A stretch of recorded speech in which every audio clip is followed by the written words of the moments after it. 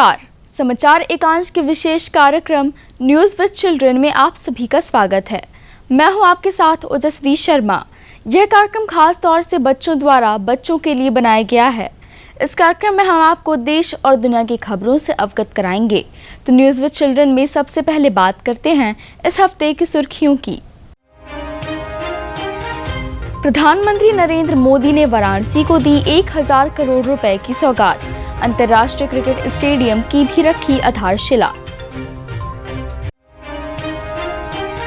संसद के दोनों सदनों ने संविधान के 128वें संशोधन विधेयक को दी मंजूरी। दोनों सदनों से पारित हुआ नारी शक्ति वंदन अधिनियम। अब संविधान सदन के नाम से जाना जाएगा पुराना संसद भवन। पीएम मोदी ने की घोषणा। भारत ने 8वीं बार जीता एशिया कप का खिताब। रोमांचक फाइनल मुकाबले में श्रीलंका को दी करारी हार। और अब खबरें विस्तार से। प्रधानमंत्री नरेंद्र मोदी ने वाराणसी को दी 1000 करोड़ रुपए की सौगात। अंतर्राष्ट्रीय क्रिकेट स्टेडियम की भी रखी आधारशिला। प्रधानमंत्री नरेंद्र मोदी ने वाराणसी में अंतर्राष्ट्रीय क्रिकेट स्टेडियम की आधारशिला रखी। पीएम मोदी ने कार्यक्रम को संबोधित करते हुए कहा कि आज मैं एक ऐसे दिन काशी आया हूं जब चंद्रमा के शिव शक्ति पॉइंट पर भारत के पहुंचने का 1 महीना पूरा हो रहा है। एक शिव शक्ति का स्थान चंद्रमा पर है और दूसरा शिव शक्ति का स्थान यहाँ काशी में है। उन्होंने कहा कि अब देश का मिजाज ऐसा बना है कि जो खेलेगा वही खिलेगा। उन्होंने कहा कि पूर्वांचल के युवाओं के लिए यह क्रिकेट स्टेडियम वरदान साबित होगा। इस दौरान मंच पर मुख्यमंत्री योगी आदित्यनाथ सहित क्रिकेट जगत के कई दिग्गज भी मौजूद रहे।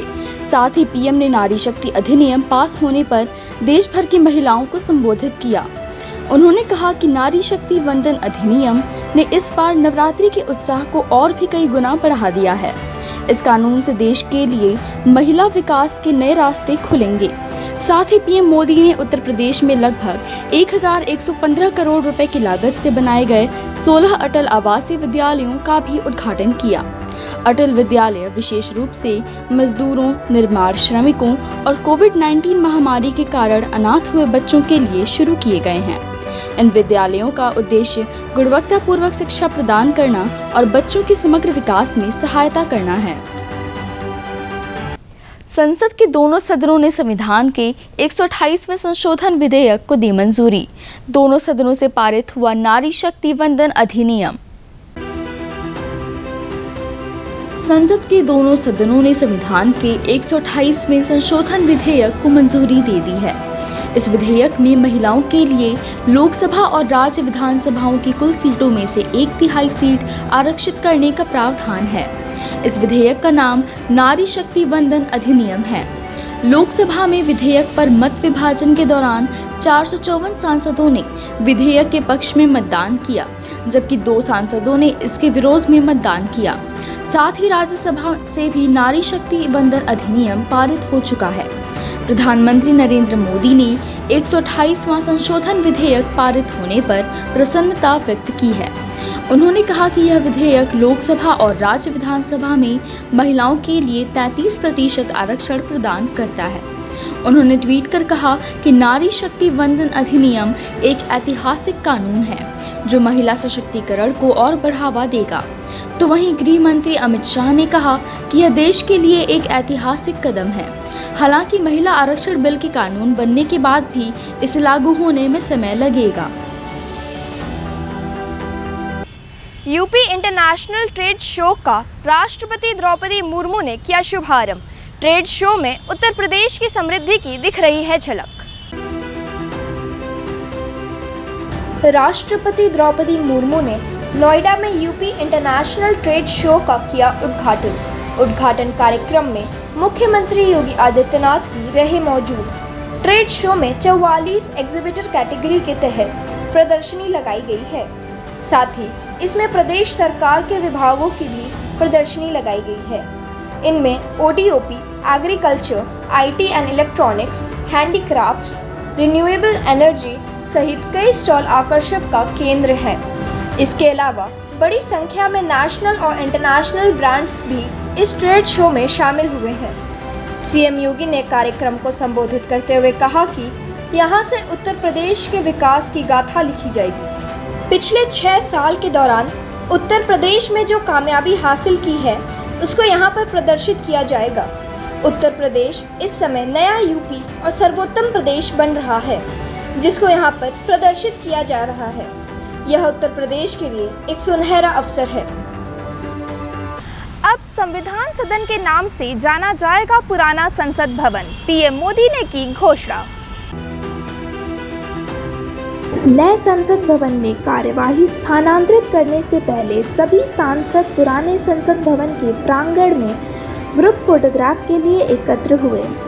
उपराष्ट्रपति जगदीप धनखड़, प्रधानमंत्री नरेंद्र मोदी, लोकसभा अध्यक्ष ओम बिरला, राज्यसभा के उपसभापति हरिवंश और डॉक्टर मनमोहन सिंह भी मौजूद रहे।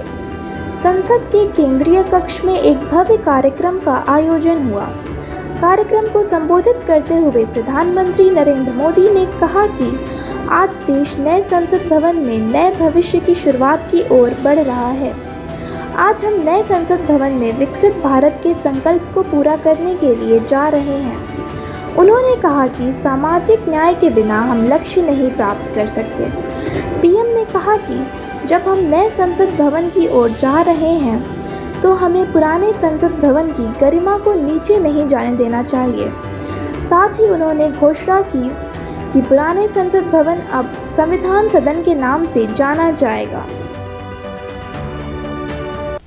यूनेस्को की विश्व धरोहर सूची में शामिल हुए भारत के 2 और धरोहर, बंगाल के शांति निकेतन और कर्नाटक के होयसला मंदिरों को मिला विश्व धरोहर का दर्जा।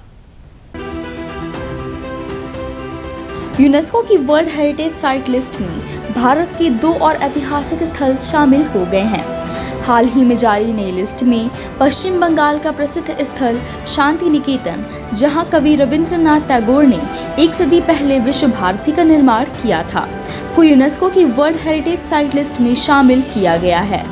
साथ ही कर्नाटक स्थित होयसल के पवित्र मंदिर समूह बेलूर, हलेबीड और सोमनाथपुरा के होयसल मंदिरों को यूनेस्को के विश्व धरोहर सूची में शामिल किया गया है। इसके साथ ही भारत में वर्ल्ड हेरिटेज साइटों की संख्या बढ़कर 42 हो गई है। इस पर प्रतिक्रिया देते हुए प्रधानमंत्री नरेंद्र मोदी ने कहा कि सभी भारतीयों के लिए गर्व का क्षण है।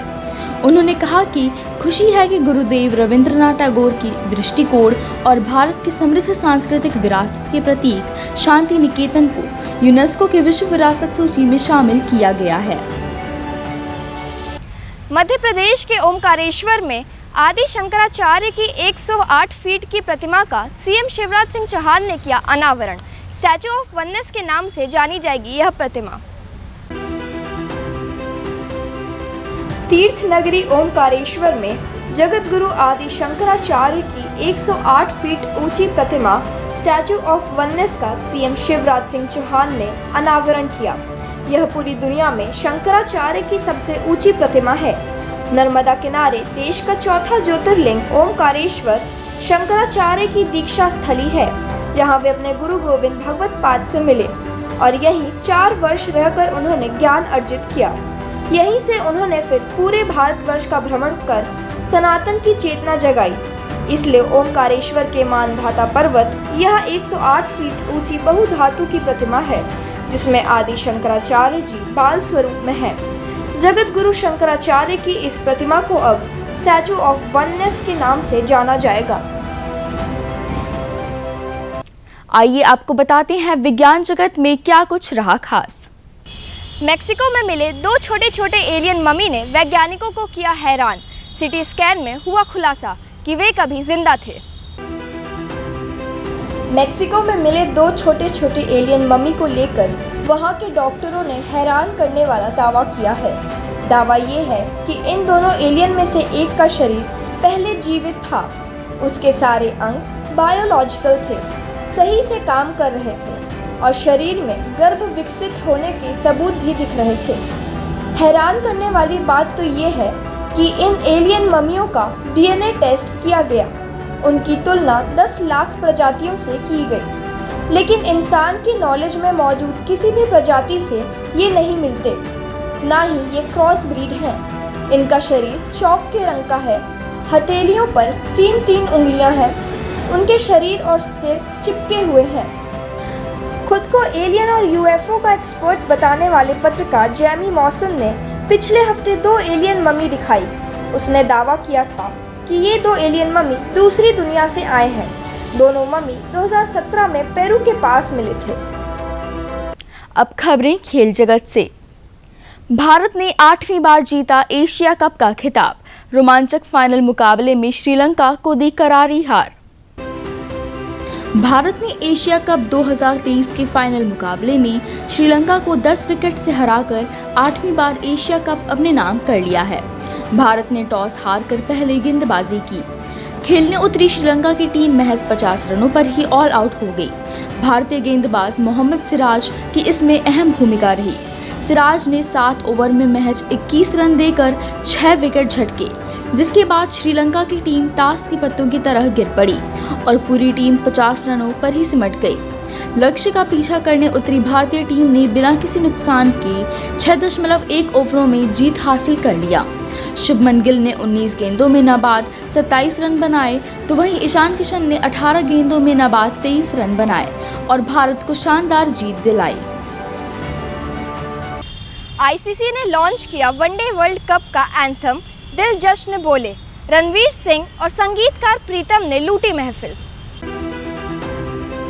आईसीसी पुरुष क्रिकेट वर्ल्ड कप 2023 के आगाज में अब बस कुछ ही दिन शेष हैं, लेकिन उससे पहले आईसीसी ने इस मेगा इवेंट का एंथम सॉन्ग दिल जश्न बोले लॉन्च कर दिया है। इस एंथम को बॉलीवुड के संगीतकार प्रीतम ने तैयार किया है, जबकि एक्टर रणवीर सिंह इस एंथम में धमाल मचाते नजर आ रहे हैं। वहीं आईसीसी द्वारा शेयर किए गए वीडियो में भारतीय टीम के गेंदबाज युजवेंद्र चहल की पत्नी धनाश्री वर्मा भी नजर आ रही हैं। भारतीय जैवलिन थ्रोअर नीरज चोपड़ा ने डायमंड लीग में हासिल किया दूसरा स्थान। जल्द दिखाएंगे एशियाई खेलों में अपनी शानदार प्रतिभा। अमेरिका के ओरेगॉन में डायमंड लीग के फाइनल में भारत के star javelin thrower Neeraj Chopra ने पुरुषों की भाला फेंक स्पर्धा में दूसरे स्थान पर रहे। नीरज चोपड़ा ने दूसरे प्रयास में 83.80 मीटर तक भाला फेंक कर रजत पदक अपने नाम किया, जबकि चेक गणराज्य के जैकब वॉडलेक ने 84.24 मीटर के साथ पहला स्थान हासिल किया। नीरज चोपड़ा इस महीने के अंत में चीन के हांगझू में शुरू होने वाले एशियाई खेलों में अपने खिताब का बचाव करने के लिए मैदान पर उतरेंगे, जिन पर पूरी दुनिया की नजरें रहेंगी। आइए जानते हैं क्या रही अंतर्राष्ट्रीय जगत की सुर्खियां। नोबेल पुरस्कार विजेताओं की बढ़ाई गई इनामी राशि। नोबेल फाउंडेशन ने की घोषणा। इस वर्ष से नोबेल पुरस्कार विजेताओं के लिए इनामी राशि बढ़ा दी गई है। नोबेल फाउंडेशन के अनुसार इस वर्ष के पुरस्कार विजेताओं को 1 करोड़ 10 लाख स्वीडिश मुद्रा क्राउन दी जाएगी, जो लगभग 8 करोड़ 10 लाख रुपए के बराबर है। फाउंडेशन की आर्थिक स्थिति के अनुरूप नोबेल पुरस्कार विजेताओं को दी जाने वाली राशि में हाल के वर्षों में 1 से अधिक बार बदलाव किया गया है। इस वर्ष के नोबेल पुरस्कार विजेताओं की घोषणा अगले महीने की जाएगी और विजेताओं को 10 दिसंबर को एक भव्य समारोह में पुरस्कृत किया जाएगा। नोबेल पुरस्कार समारोह 10 दिसंबर को अल्फ्रेड नोबेल की पुण्यतिथि पर आयोजित किया जाता है। न्यूज़ विद चिल्ड्रन में आज इतना ही। हमें उम्मीद है कि आपको हमारी ये कोशिश पसंद आई होगी। तो अगले हफ्ते आपसे फिर से मुलाकात होगी देश और दुनिया की खबरों के साथ। धन्यवाद। देखते रहिए दूरदर्शन उत्तर प्रदेश।